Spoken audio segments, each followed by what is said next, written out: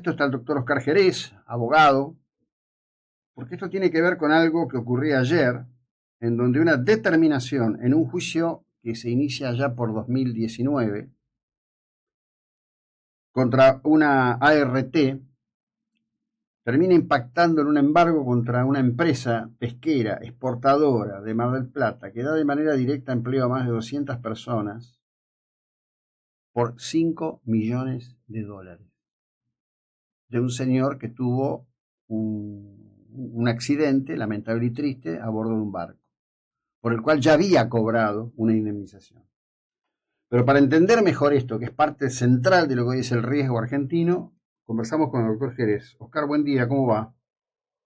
¿Qué tal, Jacobo? Buen día, ¿cómo le va? Y bien, la verdad que me va mucho mejor que a esta empresa que usted representa.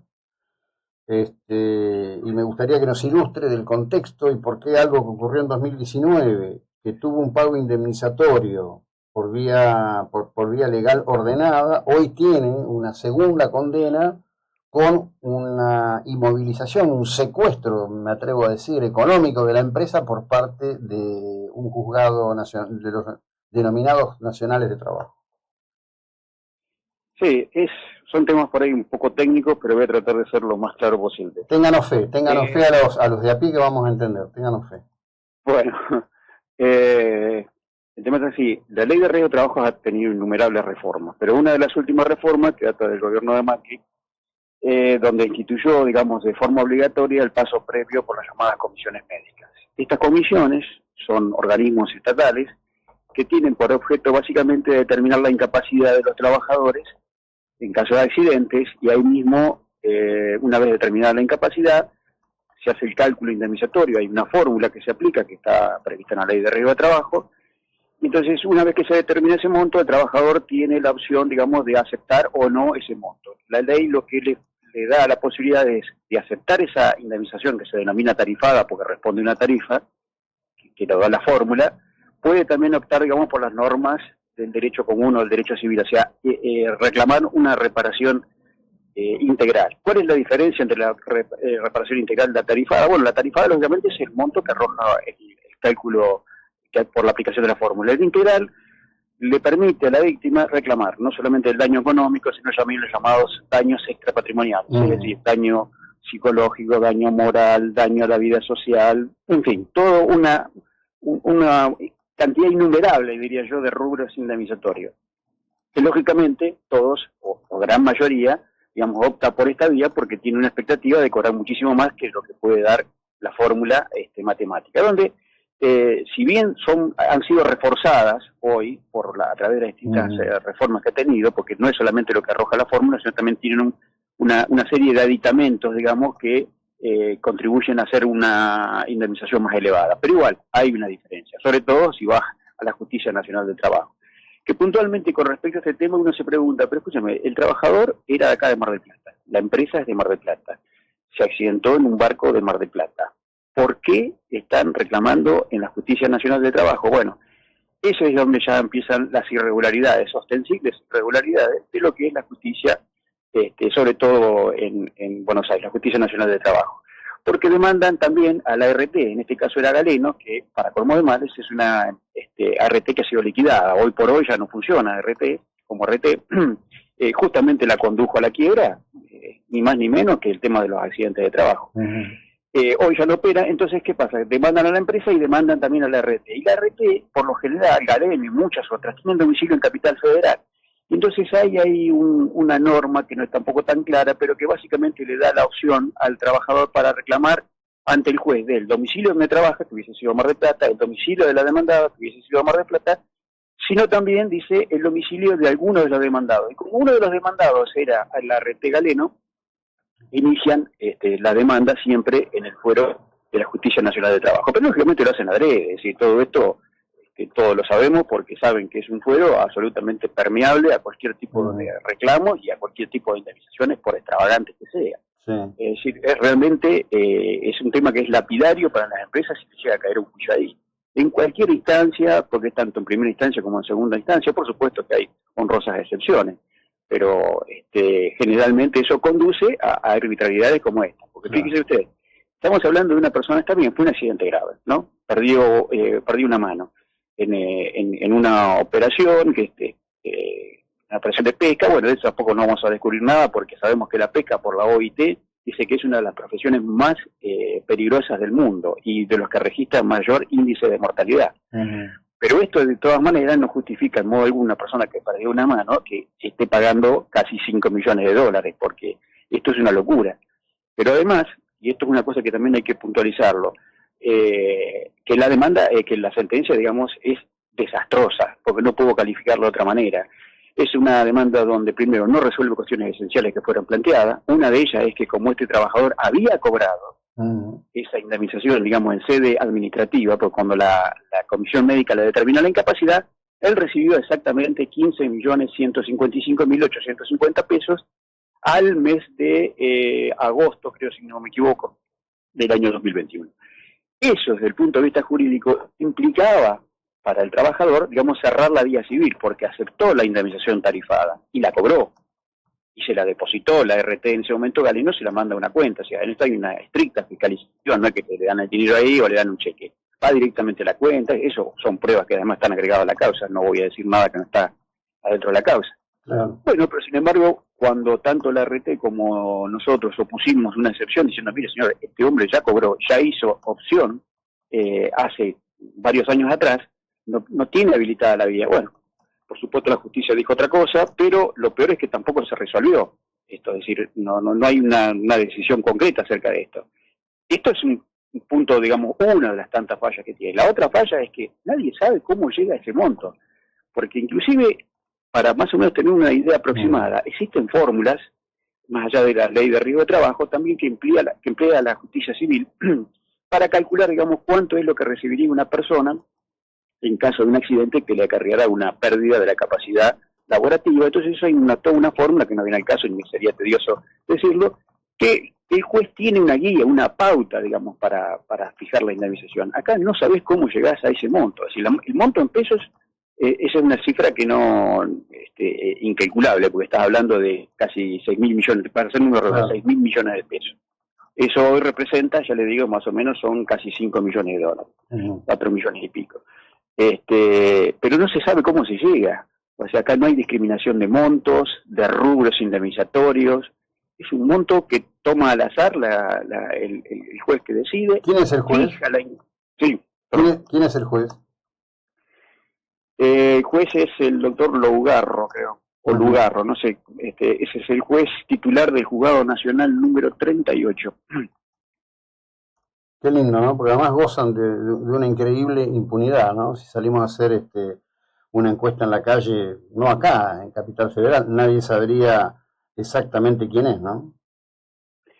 Sí, pero más allá de eso, José Luis, es que es un tema donde el fuero, digamos, ha sido lamentablemente, digamos, cooptado por más que nada, no tienen en cuenta por ahí muchas veces tanto su trayectoria jurídica o su conocimiento jurídico, nos influye mucho la política. Es decir, es un fuero que está absolutamente copado por personas que tienen una determinada visión ideológica. Por supuesto la pueden tener, es legítimo, pero no podés volcarla en los fallos, o no podés, por lo menos, a ver lo que yo digo, hace una cuenta. Fíjese usted, el monto de la sentencia expresada en valores históricos son 97.983.294. Yo lo traduje a dólares. El dólar de ese momento, mayo del 2019, cuando fue el accidente, estaba a 44,85. Eso le da aproximadamente hoy, en montos, en dólares, con un interés, digamos, del 4% anual, para ponerlo en valores justos, 2.700.000. Bueno, estamos hablando del doble, en dólares. Y usted me dice, pero ¿cómo llega entonces a ese monto? Porque además el juez, otra de las barbaridades, es que determina que tiene que ajustarse por IPC, o sea, índice de precio del consumidor, según el INDEC, desde la fecha del hecho, es decir, mayo del 2019, hasta ahora, que estamos en el año 2026, y además le suma un interés puro del 6% de interés anual. Así llegamos a los casi 5.000 millones de pesos y a los 4.700.000, 4.800.000 más o menos en dólares. Y usted me dice, bueno, pero tendría que aplicar una medida de ajuste. Escúcheme, la Corte lo viene repitiendo hasta el cansancio y hay 10.000 fallos que dice que no se puede aplicar el IPC, porque esto además implica declarar la inconstitucionalidad de la ley de convertibilidad que está desde el año 1992, que prohíbe de forma expresa la aplicación de índices de actualización monetaria, o sea, procesos indexatorios. Está prohibido. Y cuando los jueces acá sistemáticamente, y esto ocurre en Mar del Plata, ojo, esto ocurre en Mar del Plata. Sí, acá están ocurriendo locuras también. Por supuesto, porque siguen todas las locuras de Buenos Aires. Entonces todo encaramarse a la locura. Yo digo, nunca hacen una cuenta, porque vuelvo a este tema. Como cuando vos le aplicás el índice de precios al consumidor a un valor en pesos de hace 5 o 6 años atrás y agarrás todos esos años de una inflación galopante, se traduce en una suma casi en doble en dólares. En dólares. Entonces yo pregunto, los jueces, ¿por qué no hacen una cuenta? Dice, a ver, bueno, yo le pongo 100 pesos hace 5 años. Hoy además te escuchan, lo único que tenés que hacer es recurrir al dólar histórico, en cualquier publicación lo vas a obtener, y decir, bueno, ¿cuánto eran dólares en ese momento, hace 5 años atrás, y cuánto es en dólares ahora si yo le aplico los índices de precios al consumidor más el interés? La mayoría se va al doble, en dólares.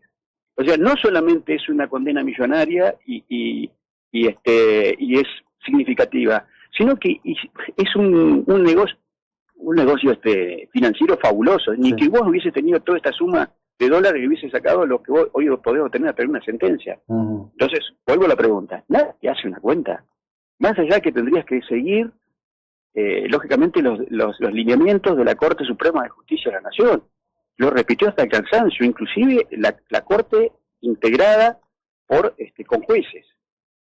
O sea, vos fíjate que es no solamente la Corte, sino los jueces dijeron lo mismo. Mire, muchachos, esto... ¿Y por qué básicamente la Corte además se ha mostrado contraria a declarar la inconstitucionalidad de la ley de convertibilidad y no aplicar procesos indexatorios para actualizar el crédito?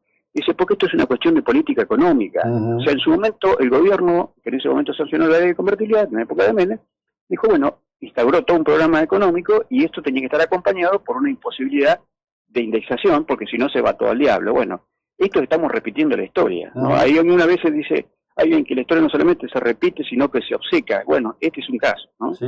Donde lamentablemente lo que pasó hace ya más de 27, 28 años o 30 años atrás, se está repitiendo ahora, porque esta prohibición de indexación, ¿por qué creen que salió? Salió justamente porque se dieron cuenta que si veníamos de una hiper, lo recordaremos todos en los 89 y los 90, y si vos seguías aplicando los índices de precios al consumidor como se utilizaba en aquella época, terminaba en estos desbarajustes. Mira, Jacobo, tanto es así que tuvo que sancionarse una ley desindexatoria, la 24283, una ley que tiene un artículo. ¿Sabes lo que decía esa ley? Que dice, nunca por aplicación de los índices de actualización podía reflejar en la actualidad un valor real o un valor, digamos, superior al que tenía en aquella época. Se toman en cuenta los valores, no procesos indexatorios.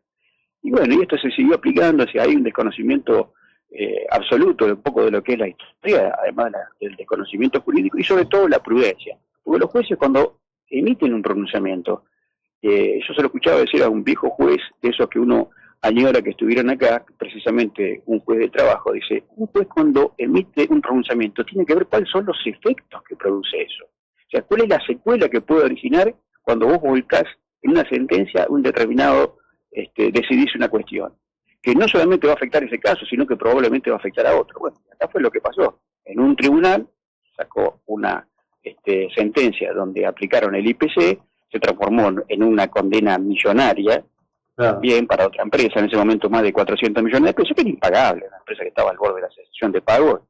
Bueno, se salvó por eso, porque ya era una empresa insolvente, pero si esto le toca a una empresa, y es lo que tenemos el caso ahora, él tampoco querría dejar de manifestarlo.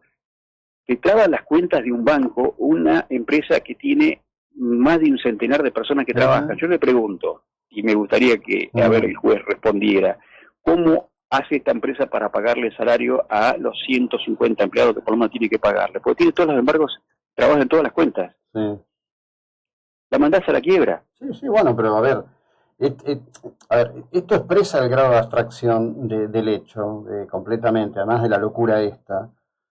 Porque además, por otro lado, y cierro con esto, y no es que se termina el tema, es un tema para seguirlo y muy fuertemente, Acá me está escribiendo gente que en otro número, en otra situación, pero quizás con menos ceros a la izquierda, le está pasando lo mismo. Es decir, esto de que se arman juicios que no se soportan con nada y que el sistema consiente y permite, ¿no? Sistemáticamente. Que hay pronunciamientos de la Corte contra estos fallos digamos, de la Cámara Nacional de Trabajo y de los Juzgados Nacionales de Trabajo. Creo que mal llamados nacionales, pero bueno. Sí, Luis, te interrumpo un segundo, sí, nada más. No solamente eso, hay un virtual estado de rebeldía de la Cámara. Pero fíjate vos, yo te digo, pues yo me dedico a esto, soy especialista en temas laborales, van los fallos, apelan contra los fallos de la Cámara Nacional del Trabajo por vía del recurso extraordinario. Van a la Corte anula y dice, señores, esto que ustedes hicieron, no pueden aplicar índice indexatorio, aplicaron el IPC, anula el fallo, ordena dictar un nuevo fallo. ¿Sabes qué hacen? Aplican otro índice de actualización, el RITE, que no viene al caso, es otro índice, es un poquito menos que el IPC. Están en virtud de la rebeldía. Y algunos ya directamente no tienen ningún empacho en decir, a mí no me obliga las sentencias de la Corte Suprema, porque es nada más que dice una pauta moral, tendría que aceptarlo porque es la autoridad máxima del tribunal del país, pero no es que estoy obligado jurídicamente. Bien, es así. ¿Y por qué cada vez que tienen que sacar algún fallo que favorece, como ocurrió con el tema de la ley de accidentes de trabajo, no dejan de citar fallos de la Corte Suprema de Justicia cuando estaba en su anterior conformación? Entonces, pero bueno, si a uno te obliga moralmente, ¿por qué lo seguís cuando piensan lo que vos pensás? ¿Entendés? O sea, o se acata o no se acata un fallo, y además para eso hay un tribunal.